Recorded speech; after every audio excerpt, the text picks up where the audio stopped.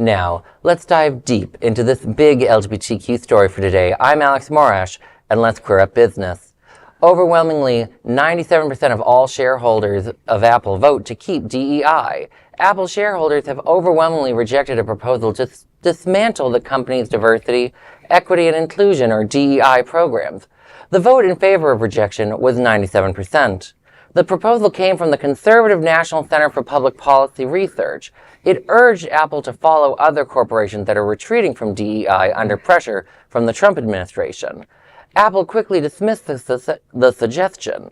Out CEO Tim Cook reaffirmed the company's commitment to diversity while acknowledging the possible adjustments due to legal challenges.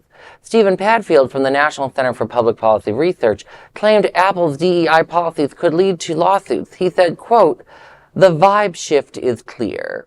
DEI is out and merit is in," end quote. Apple's moves mirror Costco's, which also rejected a similar proposal last month. Despite legal threats, both companies insist diversity strengthens their businesses. Cook remains firm, saying, quote, "We will continue to create a culture of belonging," end quote.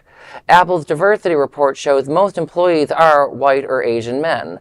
Apple, valued at $3.7 trillion, argues inclusivity benefits both workers and the bottom line.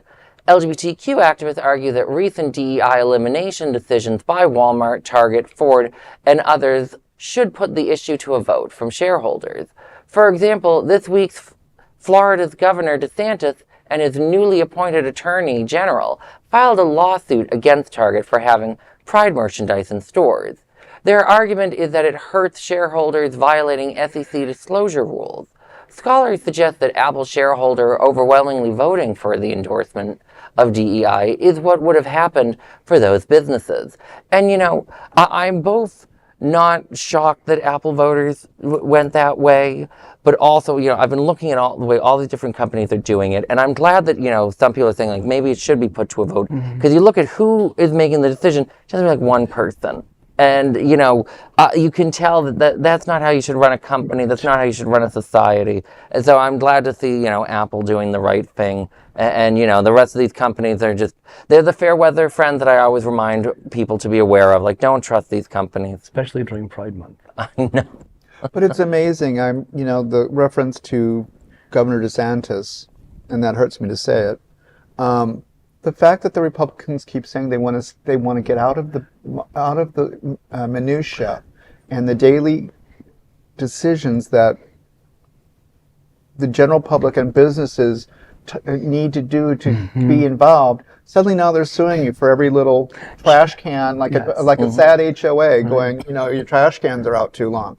It's like, Jesus Christ, you tell us you want less government, but you're shoving your government up into the business of a $3.7 trillion company, or Disney, or anybody else. Well, that's like the most fascinating thing with the Target lawsuit, because I was reading on it, and it is an act of being like, well, we, have a pension fund that has stock, so we're suing you because it could hurt us. Yeah. But you think about that, think about what a really cool left-wing aggressive governor could do with that sort of power. I'm like, sure. maybe we should study what Ronnie is doing, so that way we can go after companies that use return to office mandates to fire disabled workers, or try to go against basic environmental rules, or try to make our society worse. The power that he's trying to grab could be used by anybody. Right. For good. But Democrats have failed to. They've always taken the more ethical route than the more aggressive route. But even so, why is Florida doing this lawsuit when it was last year? Come on, we're talking about 2025, not 2024, 23, 22, 21. No, because they're so bass backwards. But finally, some good businesses. Yeah. But you had me, though. Democrats failed. That's true. but also, and I'm hoping that the Democratic powers that be are learning. But at the same point, I want to remind everybody about tomorrow's boycott of the bigger companies like Amazon, Target, Facebook, Walmart. Shop local, shop small, pay cash, and try and stay away from these bigger businesses that have eliminated their DEI. I mean, if we're against the DEI issue, we have to make our point, and tomorrow's an important day. Right, no buying online unless it's small, local. Exactly. And pay in cash when you can. For sure. And that is a big LGBTQ story for today. There is no other queer nonprofit media platform like this in the entire world. Support our LGBTQ stories by subscribing and sharing Queer News Tonight.